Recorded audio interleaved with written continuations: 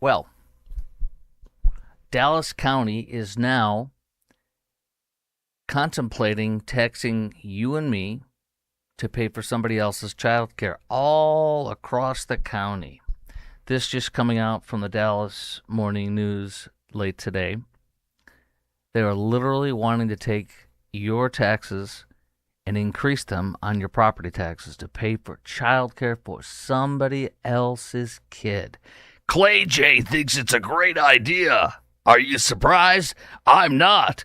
Hey, Clay J, you're worth millions of dollars. You pay for other people's child care. I'm not. We'll get to that in a minute. Camp Mystic is a S show. A S show. The S word. It is an S show.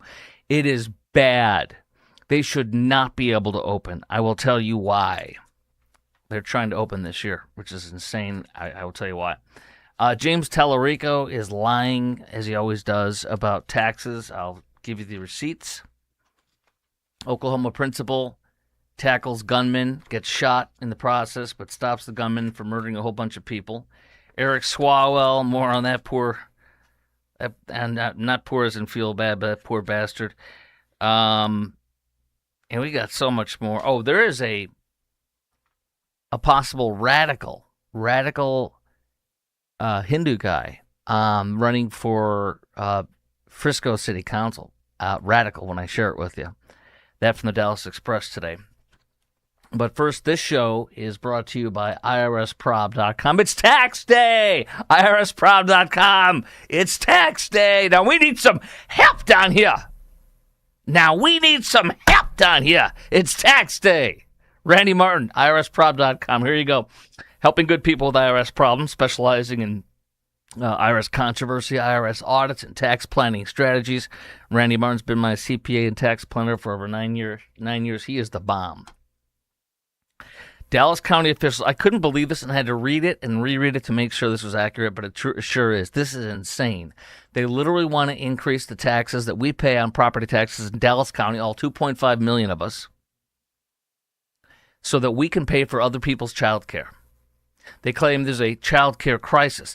Clay J says, oh, and by the way, these are all leftist nonprofits that are coming out, and these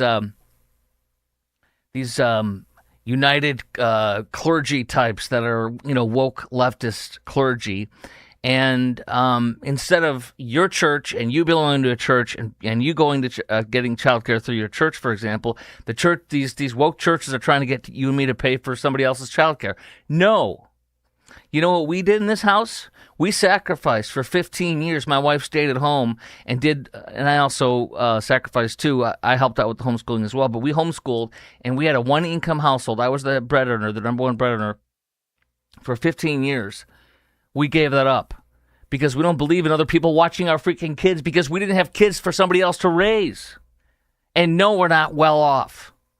We're middle class.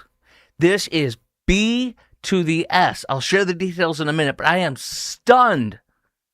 And by the way, they also have a bond for, DIST has a bond already on the ballot for November 3rd for $6.2 billion in bond package they want to put on the backs of Dallas taxpayers. But now they also want to put paying for somebody else's freaking childcare. And Clay J says, there's a crisis too because there's pre-K. But once they are too old for pre-K and not old enough to go in the kindergarten or something like that, or before pre-K, there's a gap, and it's all these kids won't have anybody watching them. So we need to pay for that. Again, Clay J, you're a multimillionaire. You pay for it. I'm not paying for it. So here's what Dallas Morning News says in this somewhat lengthy piece today. Could Dallas County become the second in Texas to pass a child care tax? Advocates, meaning leftists, want to try. These are all liberal leftist think tanks or advocacy groups, and they want to spend your money and my money on somebody else's child care. Kiss my rumpity rump is what I say. A push for a 3-cent child care tax to fund services is gaining attention but Dallas County Commissioners haven't considered sending it to voters as of now. So this is very much being looked at. Clay J says he loves it. Commit Partnership, or Claydolph, as we also affectionately call him, as I affectionately call him, Claydolph. Commit Partnership met April 3rd with Clay J and County Administrator Daryl Martin to propose an election on raising homeowner property taxes by 3 cents per $100 assessed value to fund child care services.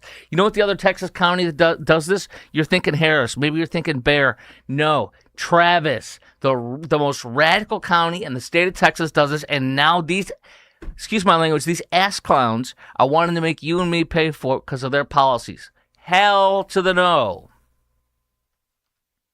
Clay J says, we're looking at that model now. 9,500 families are on a wait list for assistance. Claydolph announced the Dallas Regional Chamber event at the Dallas Regional Chamber event that the county was exploring the idea. We're looking at that model right now. You pay for somebody else's child care. Hell to the no. It's not yet clear whether a child care tax will reach the November 3rd county ballot. The idea is crafted by a coalition of nonprofits, all leftists, all hardcore leftists that want to make us pay for everything.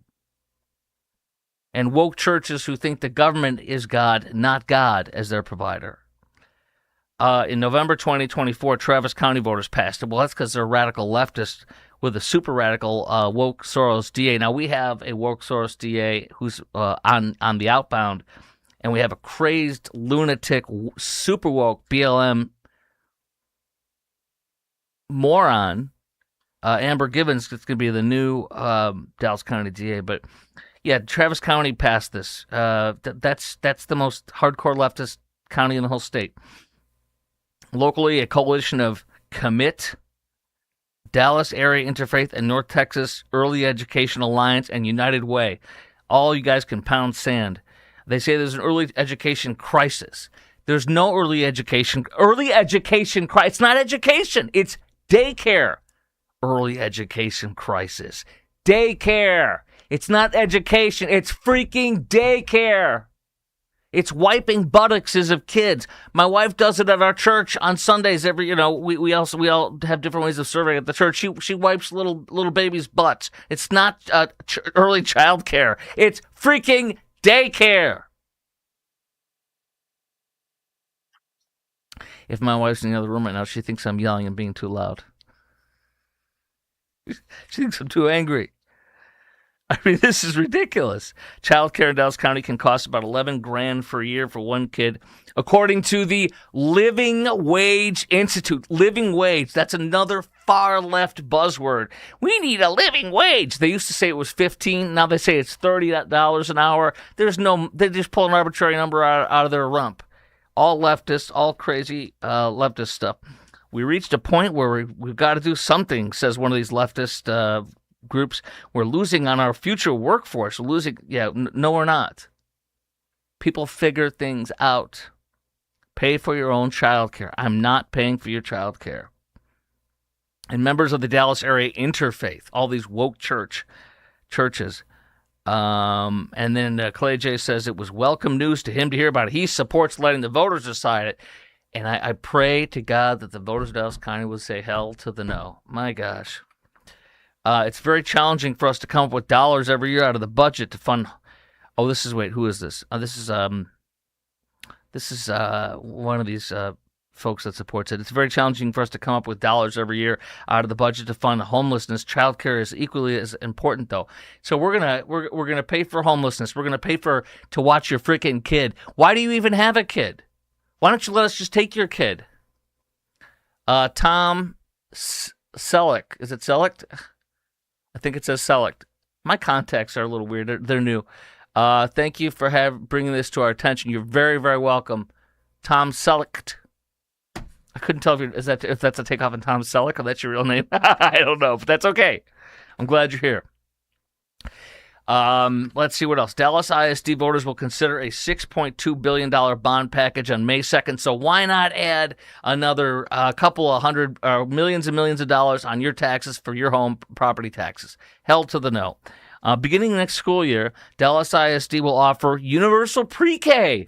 Oh, the government raises your child for all 3 and 4-year-olds. So we're literally, if you're in Dallas ISD, you get free freaking daycare for 3 and 4-year-olds. Expanding the free model, only previously open to families with certain income levels. Now it's to rich folk too.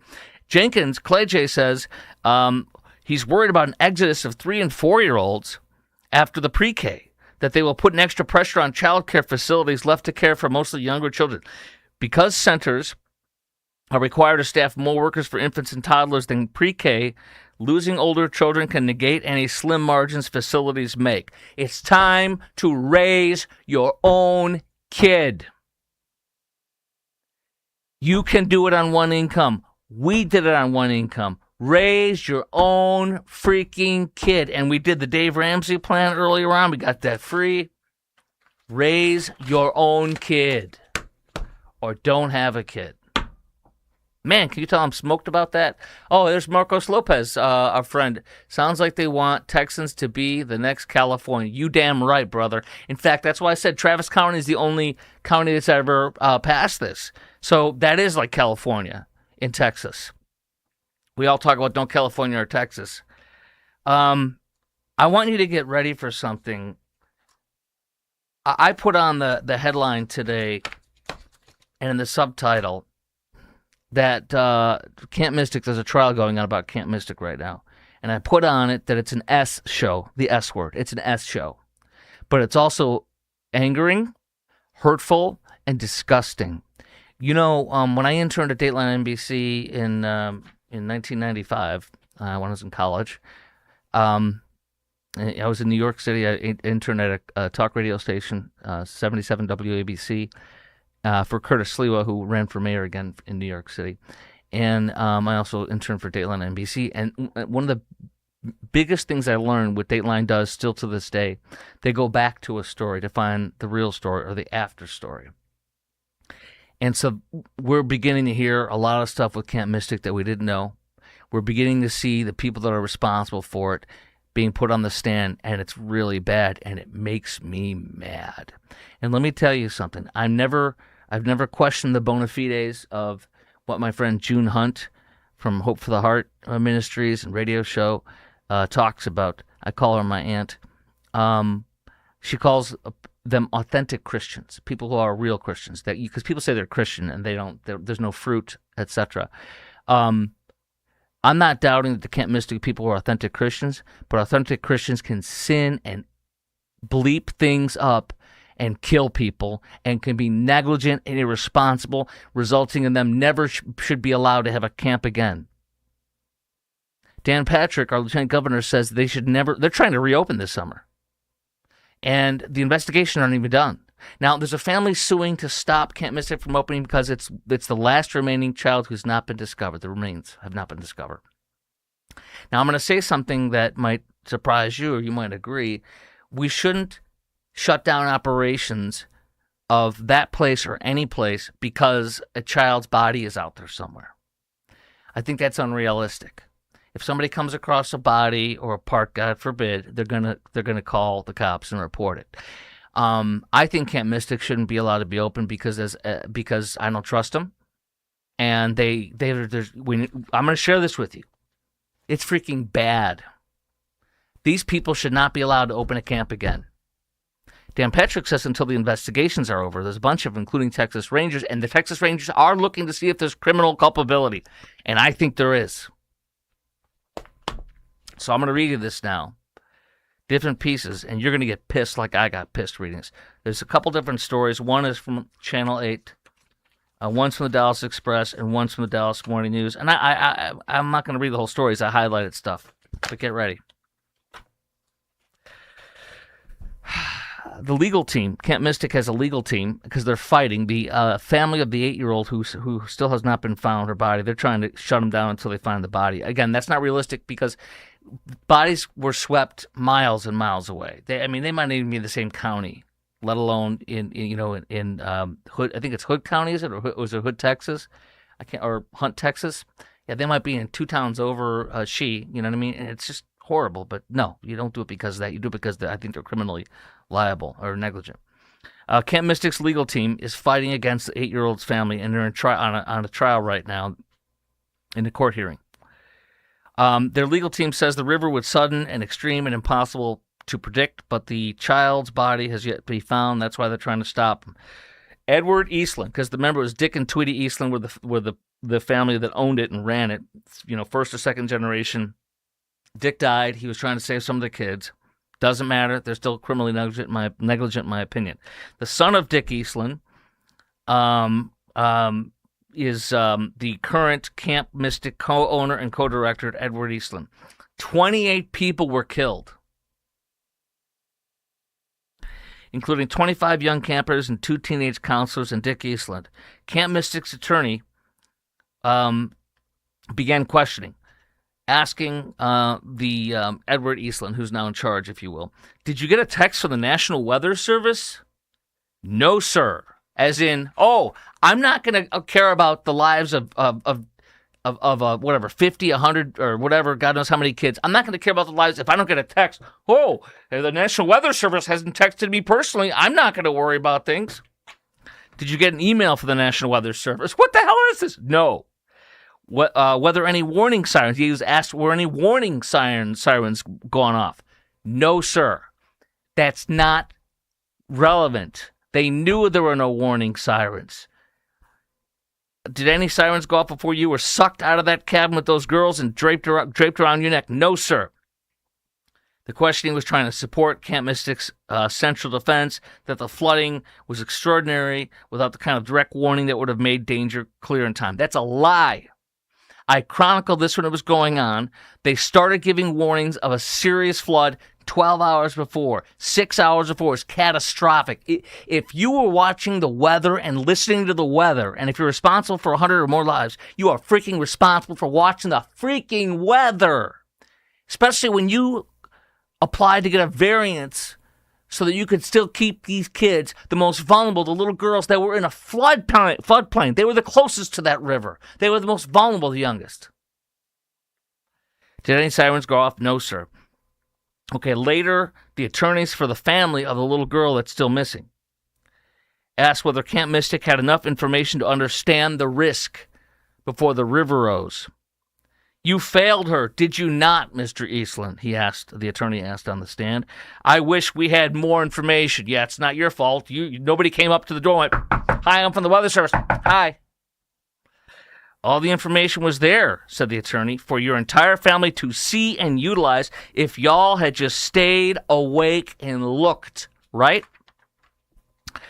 He told the court that he offered what he described as a simple path to avoid the injunction fight now playing out in Austin.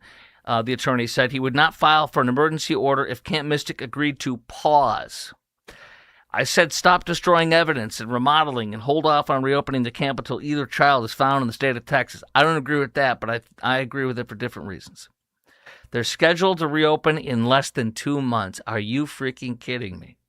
The stewards are the family. They argued that work at the camp could alter or destroy the potential evidence while their daughter's still missing and the legal case is still unfolding. And that's fair. This is from the Dallas Express today. Texas Administrative Code requires camps to report deaths to state regulators within 24 hours. Now, we talked about this, 27 deaths. And Texas law says you have to report a death at your camp within 24 hours. Guess how long it took for Camp Mystic to report the deaths of 27 people? They still haven't. The nurse who's responsible for reporting deaths at that camp still to this very freaking moment right now has never reported by law within 24 hours like she's supposed to. What are we, a couple years later? She still hasn't reported the deaths of 27 freaking people as required by law. She added she had not reported the deaths by the camp's March 31st application to reopen, even when they're applying to reopen. Oh, we've had no deaths here. What are you talking about? Pressed on whether she could report the deaths now with the license pending, she replied, I guess so. I guess now I could report the 27 deaths that happened a few years back in the flood. Are you telling me these people don't seem criminally negligent. Are you telling me these people should be allowed to open a freaking camp this summer? The camp's application lists officers and includes floodplain maps. Operators must submit a detailed safety plan but remain shielded from public view. They won't even let everybody know their detailed safety plan after 27 dead. Edward Eastland, the guy who's co-owner and such, faced hours of questioning Monday and Tuesday on missed weather warnings or delayed evacuation decisions. A genuine hero. This was his attorney, like humping the Eastland's leg, Mr. Eastland's leg. A genuine hero testified today. He said one of the attorney for the Eastlands, the owners of the Camp Mystic. He told a gripping story of saving lives in an unprecedented tsunami. I'm proud to represent Edward Eastland and his family.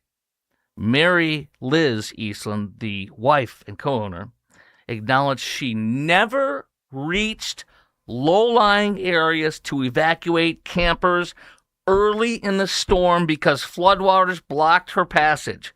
Questioned why, as the chief medical officer, she did not alert other medical staff beforehand. She offered no response. You knew the flood lines, the attorney says. You knew the access points. You knew the property. Your children knew them. These were first-year campers. The young lady, the little girl who died, needed your help, and you abandoned her, didn't you? She said, yes, I did abandon that little 8-year-old girl who died. Criminal negligence. You had a heightened duty of care on that night. It didn't seem like you made a lot of effort to help campers under your care. It seems like you only helped the campers named Eastland, her family. Is that correct? My children aren't campers. Those are the only ones you thought about, correct? That's not true, she said. You didn't make a lot of effort to find anybody else. I couldn't go find anybody else. When I was going through this part, I wrote right here, S-show. S-word show right there. S-show. That's what that is. But 27 people died. More could have been saved at Camp Mystic. This is from the Dallas News now. Last part. Again, I only highlighted maybe 10% of this, but you got to hear it because the real story comes out. This is the first time I'm aware of court hearings with this. And when you're under oath, you can't perjure yourself. Okay. And this is devastating. Because the night guard, who is a retired Houston police officer, testified more children could have been saved if more adults helped evacuate. Glenn Yunke said a loudspeaker or radio could have summoned more adults to help evacuate guests during the flash flood at Camp Mystic. A night watchman who assisted with the chaotic haphazard rescue, the Dallas Morning News says, told a state district court today that more able-bodied adults could have helped evacuate campers and more children could have been saved. The 58-year-old retired Houston police officer testified, if we'd taken one person who was not a counselor and gotten on a walkie-talkie or a loudspeaker or at any point between 2:20 a.m. and 3:15 a.m. and said, we need to go to higher ground, go to specific cabins and evacuate the counselors and campers. There were enough able-bodied people there to follow such orders. True? Asked the attorney. Yes, sir, says the retired Houston police officer and night watchman that night of the flood. That order was never given, correct? Correct, the Houston officer said. And 27 girls died because of that failure, correct? Yes. Other campers and counselors remained in their cabins, following the camp's policy to shelter in place during the flood, and that's why they died. Dick Eastland, the co-owner and son of Dick. Dick Eastland was the head and who died. Dick Eastland headed over to Bubble Inn. They call these different cabins Bubble Inn and other camp places. Bubble Inn was using his Chevrolet Tahoe, Dick Eastland, who's now dead, to try to evacuate the children there. Officer Yunke said he may have called out Eastland at some point, may have called out to him to not put the children inside the vehicle, but he says he wasn't sure if Eastland heard him. Eastland was eventually swept away in his vehicle and killed along with several campers in his Tahoe. Everyone who had been staying inside Bubble Inn cabin, all 13 campers and 2 counselors, died. Can you imagine the screams? The horror? Initially, retired Officer Yunke disputed the attorney's claims that the Eastlands didn't have an evacuation plan. You keep saying that, he said. That's not true. The family argued he could have had a million different evacuation plans and nothing would have worked. But by the end of his testimony, that retired Houston police officer, the night watchman, he appeared to resign to the criticism. In other testimony, the woman serving as Camp Mystic's chief health officer and co-director of the Guadalupe River campus said she didn't call 911 or deploy her nursing staff to help evacuate campers when rising water cut off some parts of Texas Hill Country Retreat. Total criminal negligence. They should be charged, the ones who are responsible in these things, if the investigation proves this out, which it seems this way in a court of law, and that camp should not open. It should be sold to somebody else. And it's just unbelievable. The woman who was responsible for like the nurse or whatever, also named Eastland, she was at her private residence on Camp Mystic's grounds as the weather rapidly deteriorated. Acknowledged during her testimony she could have done more to alert the campers of the danger. Eastland and her 4 children left home for higher ground as the water surged, so she took care of her kids, but screwed the rest of the campers. Those nurses would have come to the aid of the 8-year-old girl if you would have called and woken them up, right? Maybe so, she said. Would the 8-year-old still be alive if you had made that phone call? I don't know, she said. The attorney then referred to her 34 years of experience at Camp Mystic as a camper, a counselor, a director, and a nurse. It's difficult for me to hear that it's been 34 years you've been there and you did this little to help save those children that were under your care. These were first-year campers, and this is from earlier too. You had 34 more years of experience than that 8-year-old girl. She needed your help and you abandoned her, didn't you? After a pause of at least 5 seconds, she said, yes, I abandoned her. So they're dead for a reason, and it's not because of the weather. There's also some culpability on the sheriff. He did nothing. He could have pulled up and gone on his. They could have had a couple squads pull up and put on all the camps and gone on the loudspeaker and said, "Get out, evacuate now, get out." But the Eastlands are totally responsible because they didn't. Apparently, according to everything we see here, they didn't check weather reports throughout the evening. They didn't stay awake. They didn't monitor anything. They just phoned it in, and you can't do that when you're responsible for all those lives and you're on a floodplain. You're in a floodplain. We'll get to this is great. Everybody's on the left is going gaga over how much money James Talrico has raised, and I'll tell you how I translate that, though, if that's a real threat. And then also, James Talrico, you watch a new video of him lying about taxes being worse under Trump this year. It's unbelievably stupid. But first, this show is brought to you by IRSprob.com, IRSprob.com, helping good people with IRS problems, specializing in IRS controversy, IRS audits, and tax planning strategies. Today's tax day. You need a good tax planner, and if you have IRS problems, call Randy Martin now. He is the best, and he's been my CPA for over 9 years. He helps good people with IRS problems. Call 214-214-3000. That's 214-214-3000. Or go to IRSprob.com and tell them Chris Crock sent you. Now, the other thing I'm proud to say, and I get giddy over telling you this, is that my house has been taken care of. Even before I bought this house, Due West Foundation and Plumbing checked out my house. I didn't buy it until it's Jim Dutton's company, the host of Texas Home Improvement on stations all over Texas.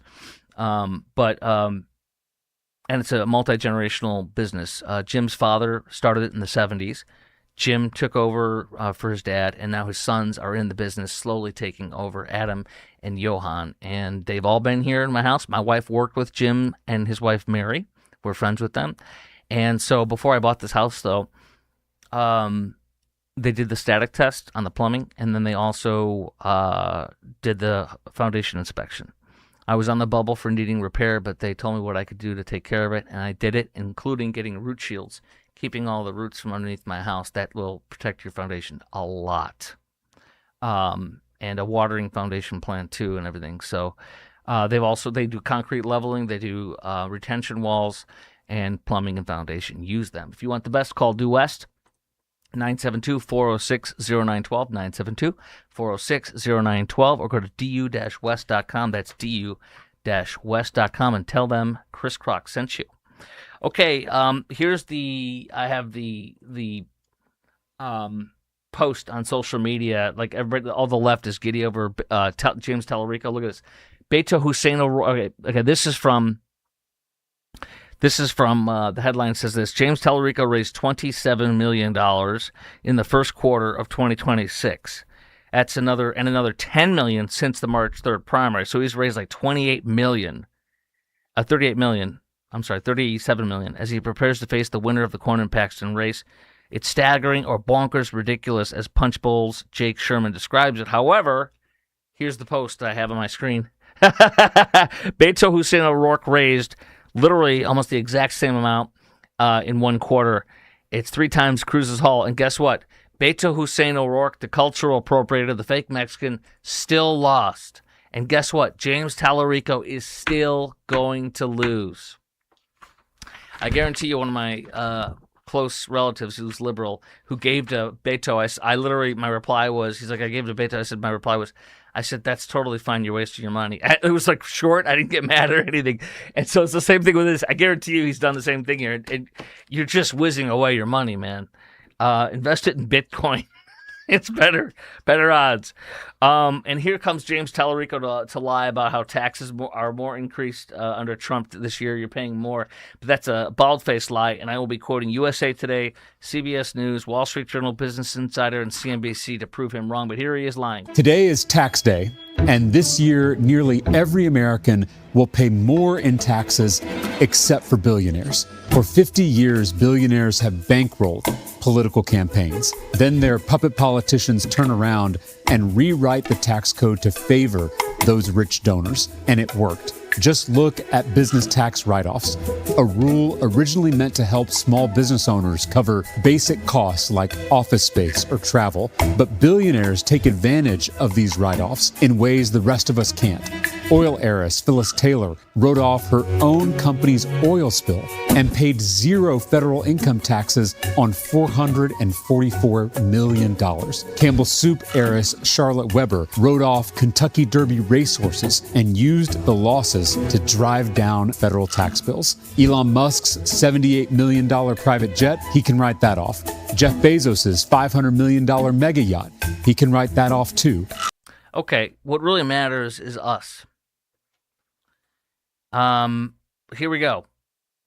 This from USA Today, lying and saying that Trump's tax plan is making rich people great, and folks like us. Oh, hold on, wait. Thomas Brooks says because he's a born loser. That's exactly right. Okay, here we go. USA Today, average refund in 2025 was $2,939. IRS data showed. This year, it could be as much as 30% more because of Trump's bill, according to USA Today. CBS News, many Americans could see heftier tax refunds next year, meaning this year, than when they filed their 2025 returns, largely due to new provisions enacted in the Republicans' One Big Beautiful Bill. It could amount to $50 billion through bigger tax refunds or a cut in their 2026 taxes. $50 billion boost in tax refunds would represent an 18% increase of the IRS sending this year from last year.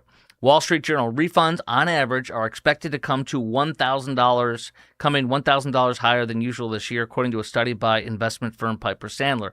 Business Insider, the Tax Foundation estimates that the average tax refund will grow from $3,052 to $3,800 for taxpayers. CNBC, tax experts and analysts have agreed that filers will see bigger refunds. Overall, we're expecting these changes to increase refunds by 15 or to 20% on average, says a Morgan Stanley analyst. There you go. Oh, this is great. I'm going to show you what the coward, the chief of Uvalde, the chief of Uvalde ISD Police Department, and I'm going to tell you about him real fast.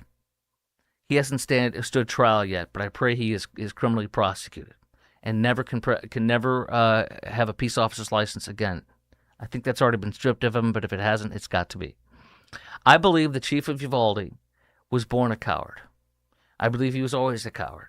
I believe one day he wanted to get the laudits and plaudits of being a hero and a cop and eventually a police chief, knowing he was always a coward in the back of his mind, but knowing that being in Uvalde, there's very little chance he'll have some kind of a serious thing where he'd have to be found out that he really is a coward. So he loved people kissing his butt and acting like he's a hero. But when it came time to be a hero, he was a coward because he was always a coward. Mark my words and take that to the bank. Now, you're going to see the opposite in a man who never signed up to be a police officer and never has been a police officer.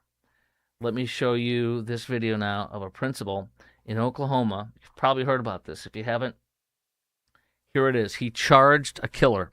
This killer was Columbine obsessed. An ex-student from this high school in Oklahoma, 20-year-old Victor Lee Hawkins, charged to shoot and kill Kirk Moore, the 60-year-old principal. He was armed with 2 loaded semi-automatic pistols in the lobby of Pauls Valley High School last Tuesday. Hawkins allegedly told investigators he didn't like Principal Moore, went to the school to shoot to kill him. He ordered everyone to get on the floor before trying to fire at one student in the lobby. The crazed gunman's weapon malfunctioned before he aimed his other pistol at another student who begged him not to open fire. Hawkins was seen pointing his weapon at the principal's head and firing a shot which struck the educator's right leg before he was tackled. This from the New York Post. Here's the video now. Watch this. Okay, so there's the thug coming in, the terrorist coming in to shoot and kill people, including the principal. And he's got the gun. He's pointing. He's threatening. And there's the principal. Look, boom! Boom! The kid runs. The principal tackles. That 60-year-old man who looks like he's out of shape, it doesn't matter. A hero is a hero is a hero. Look at that hero. Look at that hero. Look at him. Kicking the gun away. That's excellent. Then taking the gun and putting it away. Bad gun handling, man. Bad freaking gun. You're handling it like a pansy. Do you not know how to hold a freaking gun? Dork bag. You pick it up by the handle and you do this. You ride the rail with your fingers so you don't pull the trigger. But if the guy comes and tries to tackle you, then you slide down, you go down and you pull the trigger. Come on now. This ain't hard. Make sure the safety's off. If that terrorist comes up and charges you again, you're going to have to pop him and drop him. He's holding the gun like this, like a pansy, sideways, like by just a little grip on the corner, like a girly man. Anyways, that's a hero. That's a man who's a hero. The former and disgraced former chief of police for Uvalde ISD is a criminal and a coward. Now, Eric Swalwell, this is great. All these Democrats who said their friend, now they say they're stunned by the accusations against him. This is from Free Beacon. I'll share this with you, but let me see. I got a little audio.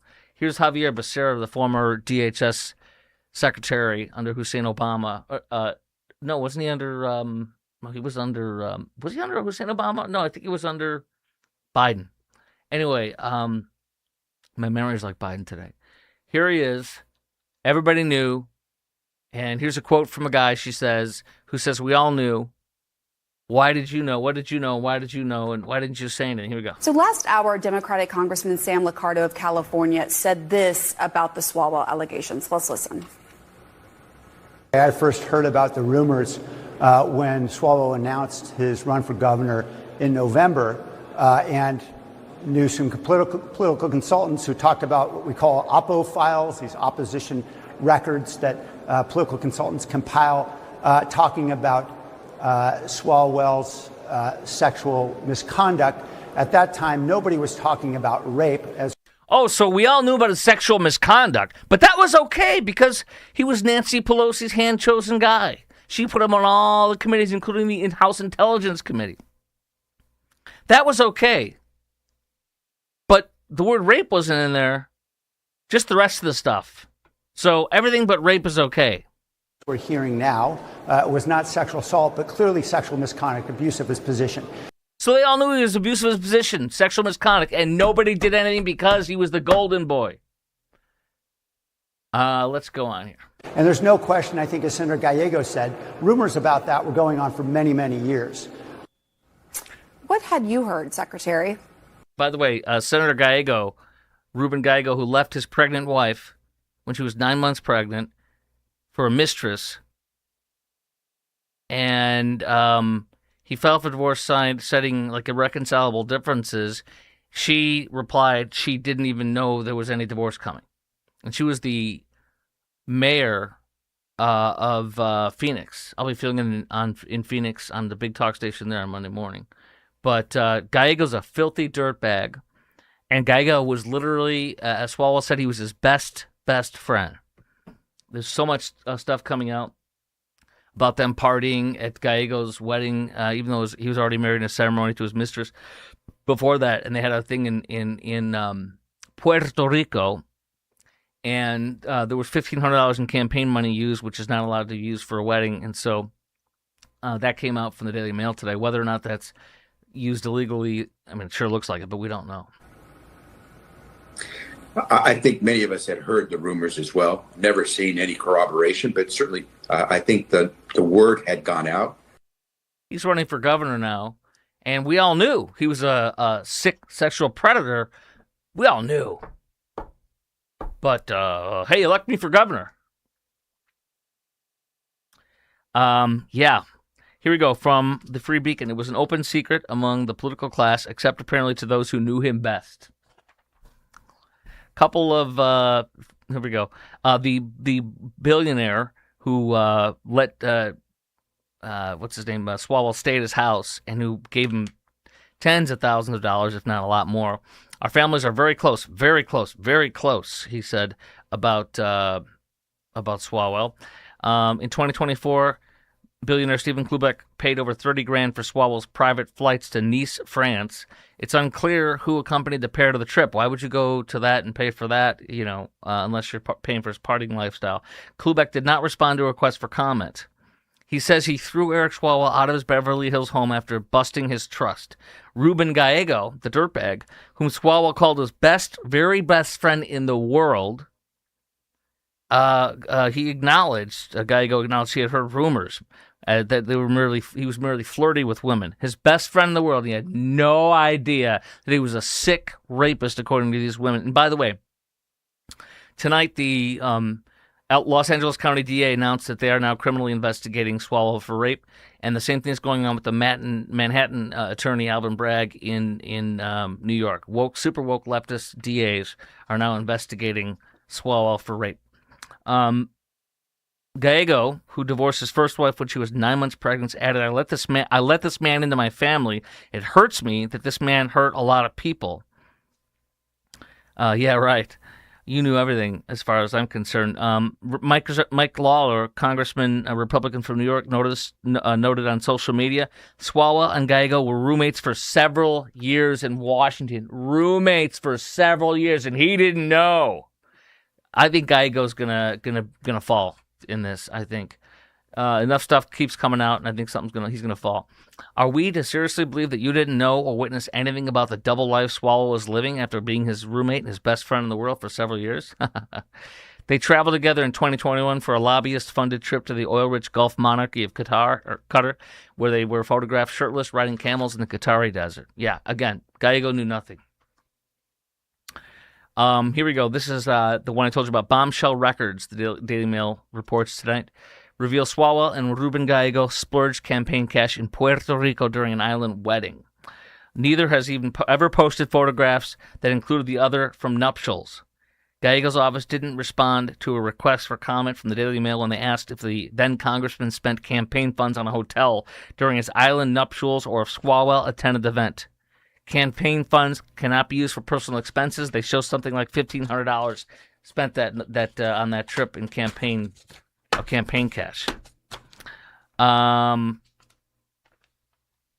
So there's there. I think I have one more thing. Yeah, here we go. Let's just play this one again. This is very important to play this. My Republican colleagues do not trust women. You don't trust women. Do you all ever talk to women? They deserve better. Trust women, my friends. Trust women. They will get it right. They sure will, and they sure are. You in big trouble. You got lots of splaining to do, buddy. I thought there was one more I had for you on him, but apparently not. But I have a whole bunch of other stuff for you that you got to see. Okay? This is going viral. This is now I don't know what 12U is. It's a private baseball league, okay? And this is from a man named Zach Blair, who is a coach. I think he was on the Cubs, one of the Cubs teams. I don't know if it was the start, if it was AAA, single A, or if he was actually on the Cubs roster. But his name is Zach Blair, and he said this. Here we go again. I'm going to play the video in a second. Another over-the-top celebration at 12U. 12U, what is that? Like, senior year private baseball league or something? But watch this. Another over-the-top celebration of 12U. If you think this is good for baseball, you are the problem. The bat almost hits him in the face after the spike. He hits like a home run, and he slams the bat down to like a spike the football, if you will. And then the look at me antics, and you got to love there's a cameraman on the field running with the kid. And then they pull up, they have this, you're going to see at the end, they have a basketball hoop, like a Nerf basketball hoop, they hold up for him, and they give him the ball, and he alley-oops it in there. Like, this is insane. Watch this.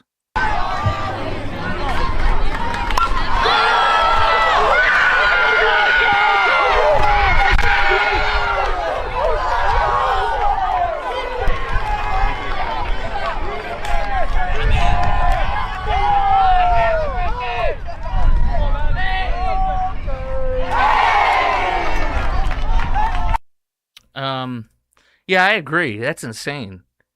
What is that? It's okay to be like, yeah, and people to cheer and come out and, jump around you and stuff like that. But that's insane. That's like a movie. That's like a Jim Carrey or, who played Ricky Bobby? I can't remember his name now.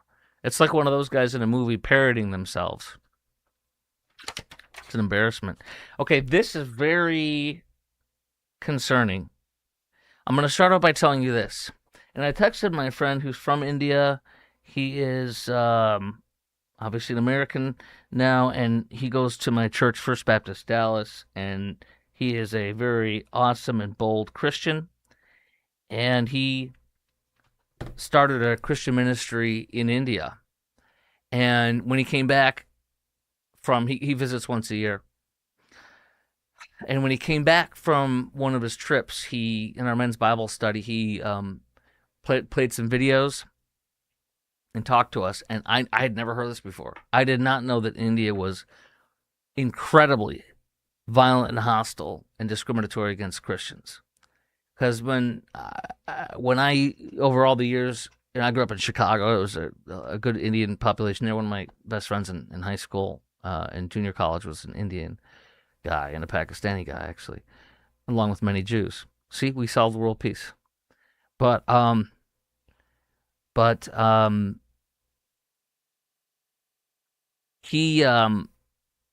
friend came back and he played a video and he showed a pastor who had 3 of his limbs cut off.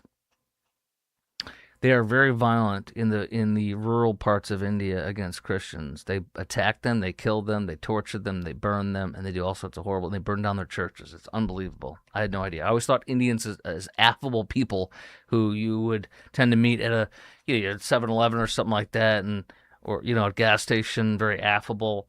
But it's a humanity thing, because the overwhelming majority of Indians in India are Hindu. There's about 2 to 3% Christian population, and there's, I think, maybe a 6% Muslim population. The rest is all Hindu. Now, let's take it to the Frisco City Council. This is from the Dallas Express, and this is quite alarming. This guy should not get your vote if you're in Frisco for City Council. Watch this. This is from the Dallas Express. Frisco candidate questioned over connection to Hindu group criticized over anti-Christian activity. Frisco City Council candidate Srikanth Reddy is facing questions over past and more recent appearances connections to the Global Hindu Heritage Foundation. They were criticized in 2022 by Christian and interfaith leaders who accused it of anti-Christian activity, according to the Christian Post. In 2022, the Federation of Indian American Christian Organizations in Youth, again, Federation of Indian American Christian Organizations in North America, and other Christian leaders accused this group, GHHF, of raising money tied to church demolition efforts and Gar Vaspi, which the Christian Post described as the forced religious conversion of Christians and Muslims to Hinduism and Sikhism. Our objective is to protect, preserve, promote, and maintain Hindu culture, Hindu temples, and there's some other terms, mutts, peethams, endowments, trusts, and other institutions globally. A post on GHHF's website, October 2022, says the group had pressured officials in Tirupati in India to demolish churches as per law. By the way, my friend who runs this Christian ministry in India, who's from India, he also says that they totally discriminated against Christian ministries. When you send a check to donate to his ministry in India, it takes 3 to 4 months for the check to even be available to be given to them before it can clear, because they purposely screw with Christians in that country. They demolished churches as per law, and the letter asked donors to help hire more people to go to Gar Wapasi. In that same 2022 post, this radical group, GHHF, the organization questioned the presence of churches in Tirupati, India, writing, "Do you think Makkah would allow Hindu temple to be built in the premises of the city?" I think they mean Mecca. "Then why would Tirupati allow these churches to be built illegally in the most sacred city for Hindus?" The man who's running for council in Frisco City Council, who should not get your vote, Srikanth Reddy, is running for City Council, Frisco City Council Place 5. He drew scrutiny after his phone number appeared in these GHHF materials under the name Konda Srikanth in a section labeled GHHF Dallas Core Group. His same number appears on January 2026 campaign treasurer appointment filing. You have a radical anti-Christian, according to what this report says, trying to get your vote in Frisco City Council. Hell to the no. When reached by phone, Reddy denied any ongoing involvement with the organization and acknowledged the phone number listed in the GHHF material was indeed his phone number. "I was not part of that organization after 2015. I never attended any of the events. If you can bring me a document that tells me after 2015, let me know." He said GHHF listed his number without his permission. So, yeah, I mean, I did not ask him to put my number there, but he voluntarily did it himself. I never asked him. I'm not a registered volunteer with GHHF at all, even though he's registered as he's listed as the treasurer. In later text messages, he added, "Even before 2015, I was not a registered member of GHHF, just participated in some events." Oh, that's great. So you participated in events of a group that wants to tear down Christian churches. What the hell are we doing? Get this guy out of here. You ain't running for city council. This will be real bad if this guy wins. A separate October 2025 post on GHHF's website identified Srikanth Konda Reddy as helping organize a Diwali event in Frisco in 2025, just about 6 months ago. And that GHF president Proskaro Vagalupi, I can't pronounce his name, attended. The president attended, and it says that he was helping to organize the Diwali event with this radical group. GHHF texted, "That wasn't a GHHF event he attended, the Richwoods Diwali party. No GHHF is related to this event. It was our community event where his visit was casual." When asked whether he disapproved of the organization's actions, Reddy responded, "I disapprove of that." He later added, "I do not approve of any of the president's actions, of GHHF's president's action, because that's his own.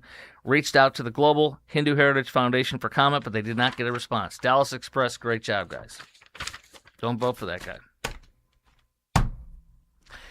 And finally, we'll have a little fun at the end here, as we always do. Plano ISD plans to use AI to announce graduate names, but some students are petitioning against it.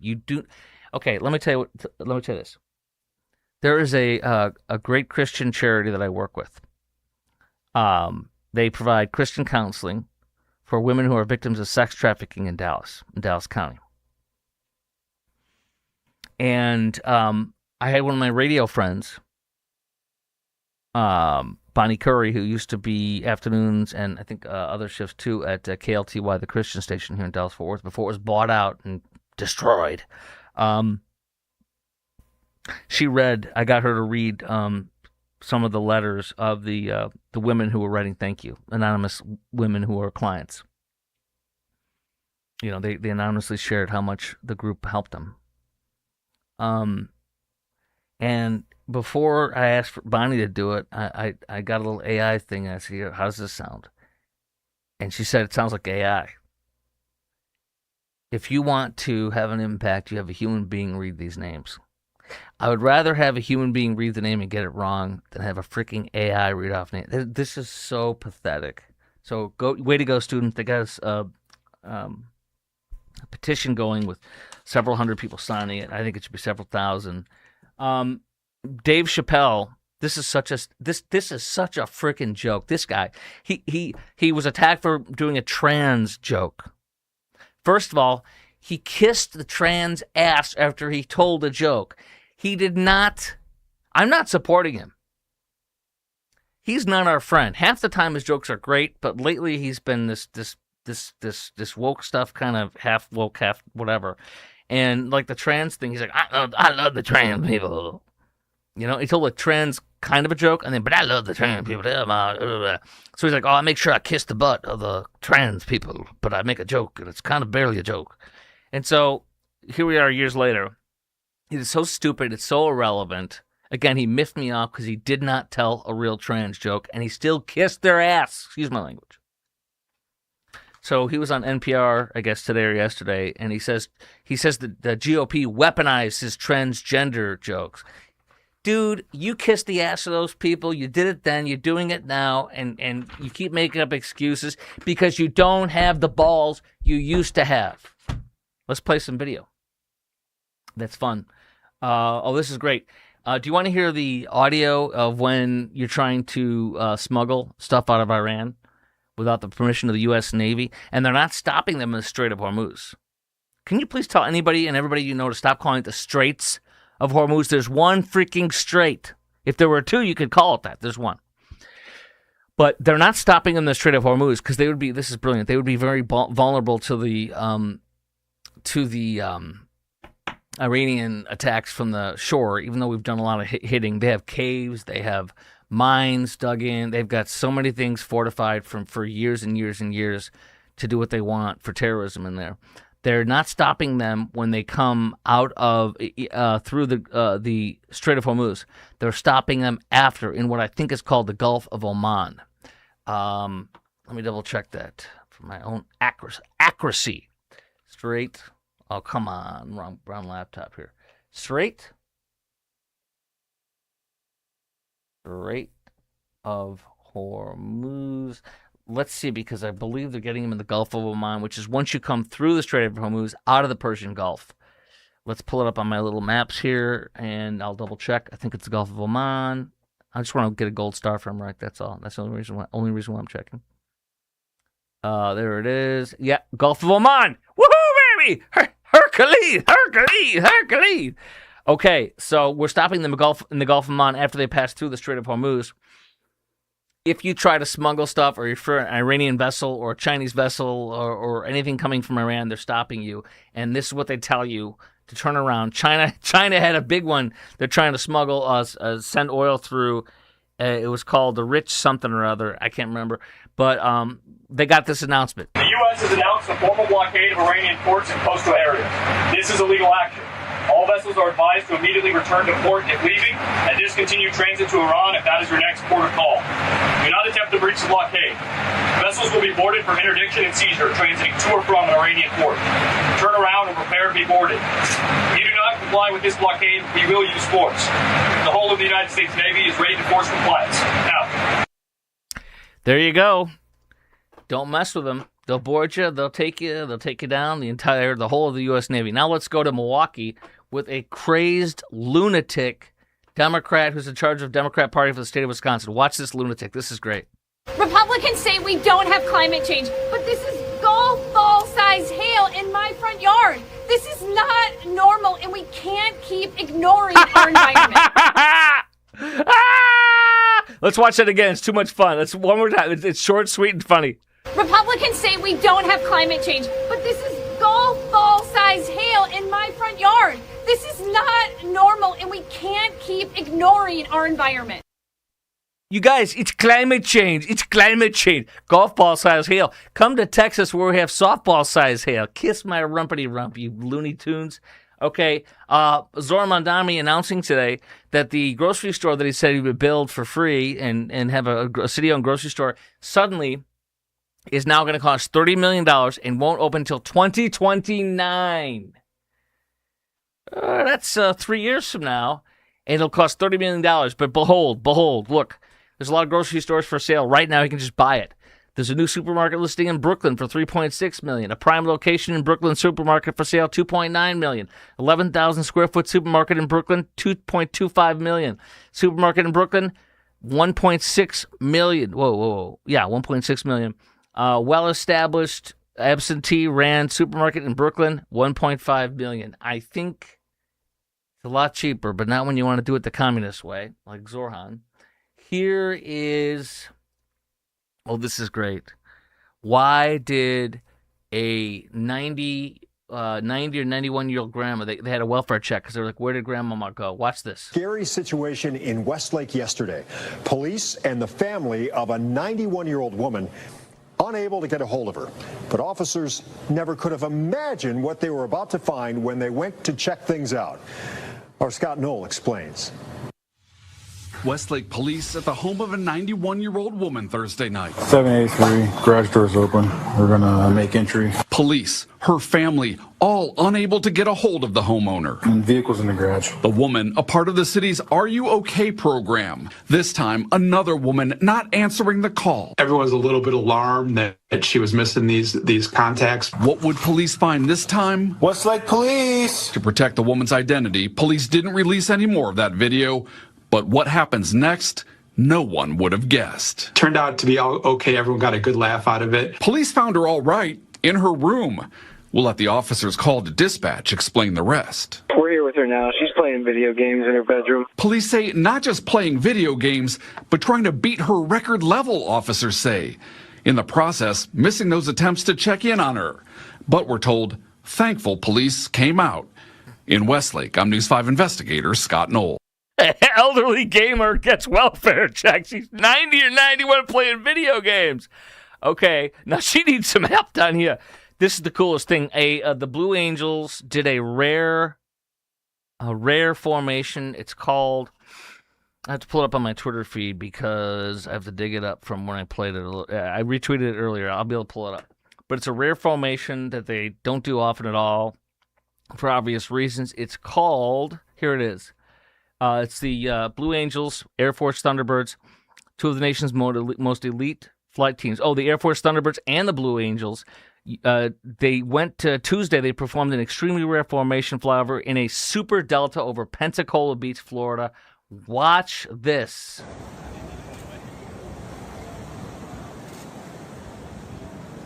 Watch this.